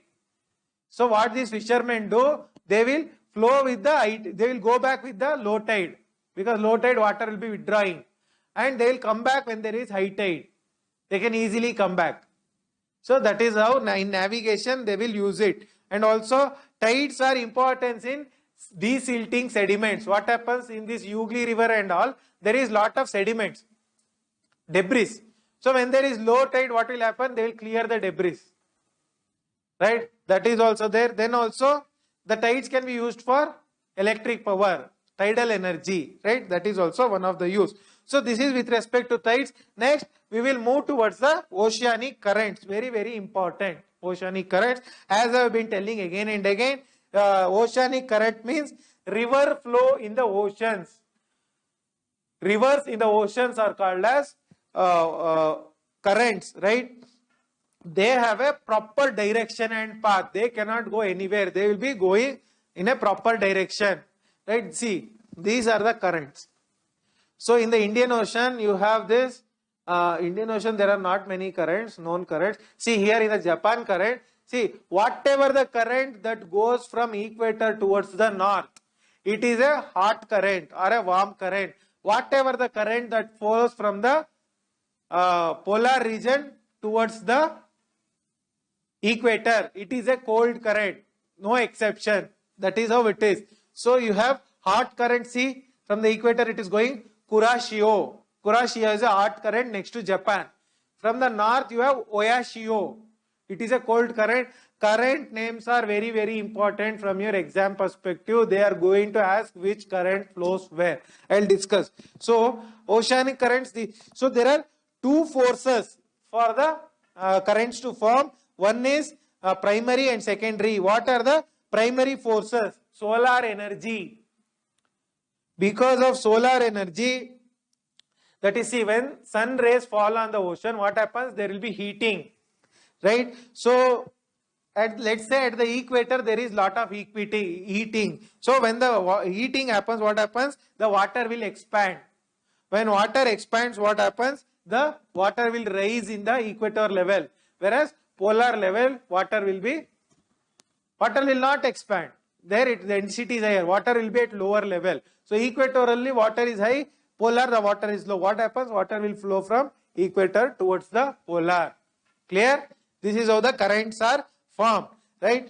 Next, so there is a gradient from, that is a height difference between from the equator towards the poles. That is one thing. And also wind is also responsible. Just like how wind is responsible for generating waves, wind is also responsible for pushing the oceanic currents. I told you the winds will push the ocean currents, leading to upwelling of water. Bottom water will come up when wind pushes the surface water, right? Then you have gravity. See, where is the gravity higher? Is it at the equator or at the poles?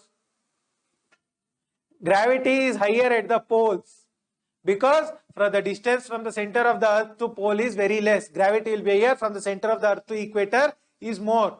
So what happens? Since gravity is more at the poles and less at the equator, water will flow from equator towards the poles, right? That is also a factor. Then Coriolis force.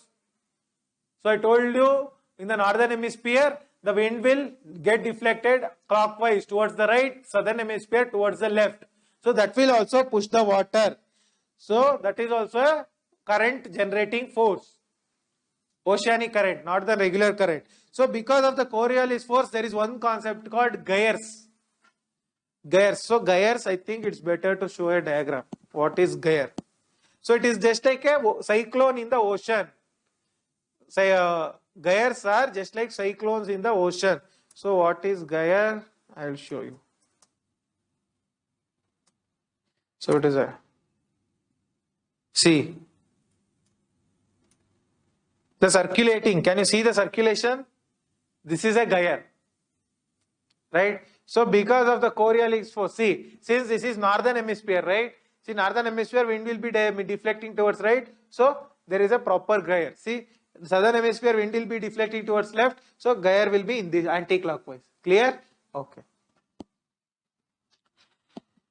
So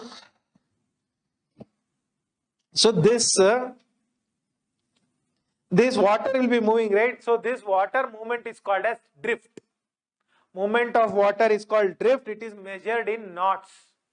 K-N-O-T-S. So this water surface, the movement is strong at the surface. The movement will be faster at the surface because there will be lot of force at the surface. Whereas bottom water will be moving very slowly. Bottom water will not move faster, right? So that is one factor. There is one more factor, the difference in the density, right? So while density will differ based on two reasons. One is salinity and the other is temperature. See, saline water, is it denser or less denser? It is denser. So equator level, the water is highly saline or low saline? Highly saline because of evaporation.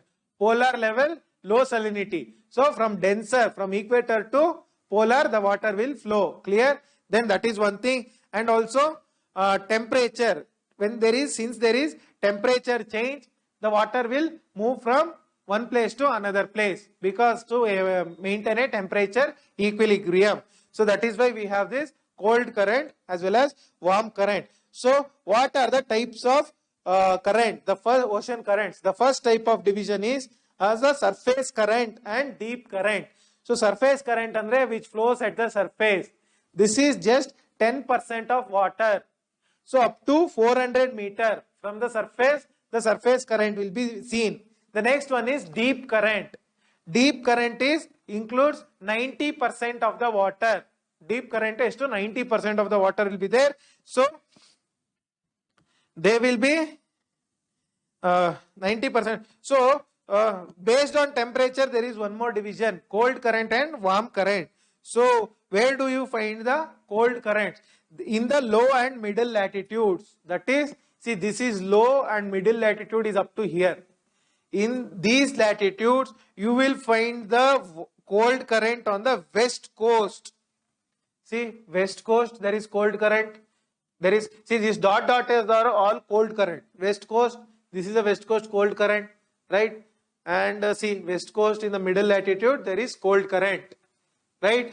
But at the high latitude, you will find the cold current on the east coast. See, east coast you will finding the cold current. Here it is there. See, here it is there, east coast. See, here it is there, east coast. Here also it is there, east coast, right? Okay. Sorry, here it is there. This is actually west coast. So here it is there. So at the higher latitudes, because this comes under the lower latitude. So higher latitude you have the cold current. Whereas warm current, lower and middle latitude, you will find it on the east coast. See, up to here it is lower and middle latitude. Warm current you will find on the east coast. See, warm current on the east coast, warm current on the east coast, warm current on the east coast, and warm current on the east coast, lower latitude. Higher latitude, you will find the warm current on the west coast, above 60 degree. See, warm current on the west coast, warm current on the, it's not there. Here you can see warm current on the west coast, higher latitude. That's all. So this is with respect to the cold and warm current. So the major currents. So the major currents corresponds to Earth's atmospheric circulation. How the wind moves around the Earth. How wind moves in the atmosphere. Similarly, the currents will move. Right? The ocean current will move based on the atmospheric circulation. Air hege move agutte, current aage move agutte. Right? As simple as that. So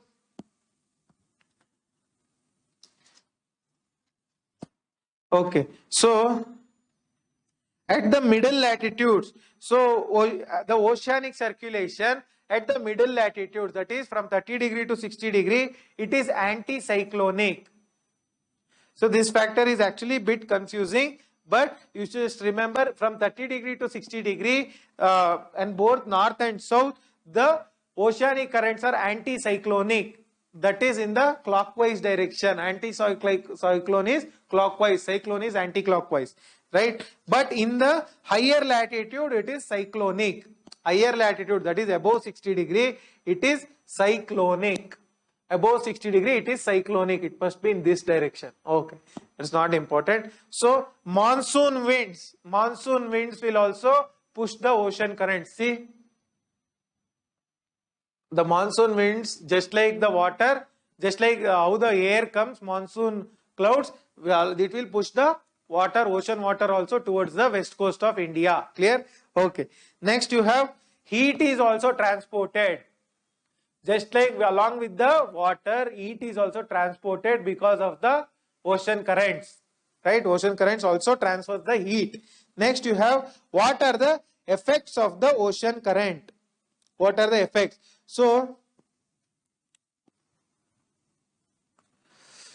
at the west coast you have cool waters. See, you have cool water in the west coast. See, cool water, west coast, cool water at the west coast. So, when there is cool water at the west coast, what happens? And also warm water at the high latitudes. So you will find the warm water. I told you, warm water at the high latitudes on the west coast. So I have discussed this concept already. So what will that do? It will lead to moderation. Moderation means what? So here on the land there will be some other temperature. Temperature will be either high or low. So whenever, see, California, here the temperature is very high. Because of cold current, the temperature will get moderated. Temperature will reduce, right? But here, see, Aguilar's current, here also temperature is very high.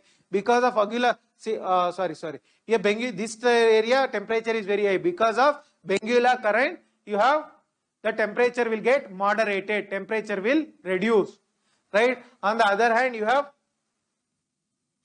this region is very cold. So because of North Atlantic drift, which is a warm current, this region there will be what? Moderation. That is reduction of temperature, right? So there will be reduction of temperature. So the temperature will neither become too hot nor become too low. If the temperature on the land is very high, the currents will bring it low. If it is very low, the currents will bring it high, make it high. So there will be a proper moderation. Moderation because of the oceanic currents. Also, it will lead to plankton growth.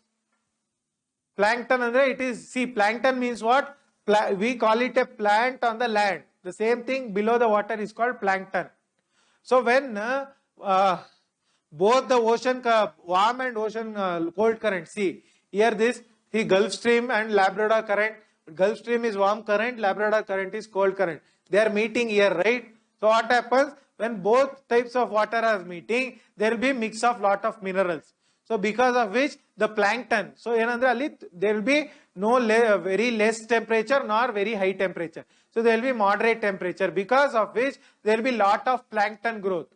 So when the plankton growth is there, what happens? Lot of fish will go there to eat food. Plankton is a food for fish. So when they go there, what happens? They will get caught. So these are actually, here one place is there called Newfoundland. It is the world's biggest fishing place.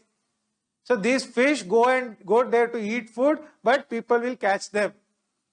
Because here there is lot of fish because of the oceanic current. So ocean current will also help the economy. So let us discuss the major currents. These current names are very, very important. So we will move from north to south. See, whatever the dotted ones, they are Labrador current. We should know where the currents are flowing. So the Labrador current between Atlantic and the Canada, it is a cold current. North Atlantic drift, it is a warm current. It is a warm current. It is flowing towards the Norway, Finland, Sweden. It is flowing towards this direction. It is a hot current. And here you have the hot Alaska current. It is, see, whatever the current that moves upward, it is always hot. So Alaska current here next to Canada. California current, it is a cold current next to California. Gulf Stream, it is moving from equator, it is a hot current. Canaries current, it is a cold current. See, it is moving down towards the equator, it is always cold. From the equator towards the top, it is always hot, right? So it is from north, so it is a cold current, right? So then you have at the equator, you have north equatorial current and south equatorial current. They will always move from east to west. Why? Earth moves from west to east, currents move from east to west. So north equatorial current, south equatorial current. At the middle 0 degree, you have equatorial counter current, because see, two currents are moving on the above and below. In the middle, equatorial counter current will flow in the opposite direction. Clear? So this is it. Then here you have Kuroshio current moving from equator towards the Japan, and from the Alaskan region, from the Siberian region, you have Oyashio current coming from the north. And here you have the west wind drift in the near the Antarctica. West wind drift is a cold current. It is moving from west to east. So here you have south equator. Here you have the Humboldt current. Humboldt current next to South America, it's a cold current. You have Falkland current, it is also cold current. You have Brazilian current, it is a hot current. Brazilian current. Benguela current. Benguela current. So next to South Africa, Benguela current, it is a cold current. Whereas Agulhas current moves from the equator towards the north, towards the pole. So it is a hot current. See, I have remembered Benguela current and Agulhas. See, this remembering is very difficult. So what I have done is, see, it is moving towards south, it is around South Africa, right? So AB de Villiers belongs to South Africa. So this is AB. Agulhas current, Benguela current. Now you can remember, right? So Agulhas current, South Africa, Benguela current, South Africa, thanks to AB de Villiers. So it is Agulhas moving from equator towards poles, Benguela moving from pole towards the equator. Clear? Then you have the West Australian current towards the west, it is a cold current, and from here there is one East Australian current, it is moving. So this is all about the currents. Next, on tomorrow's class, we will discuss the life on earth, ecosystem and various things. How is the life formed on the earth? So food chain, food web, all these things. So tomorrow we will wind up the world physical geography and later take up the Indian physical geography. So once physical geography is done, then is human and social geography. That is very easy. That can be done very quickly. Only physical geography takes time, because here it includes lot of concepts. So any doubts, any feedback, comments, you put it in the comment section, or contact us on our Telegram channel, VHS Education Forum. right? Please make good use of the classes, both veterans and freshers. It's absolutely free, and you can also give feedback to us. And please take good care of your health. Jai Hind, Namaste.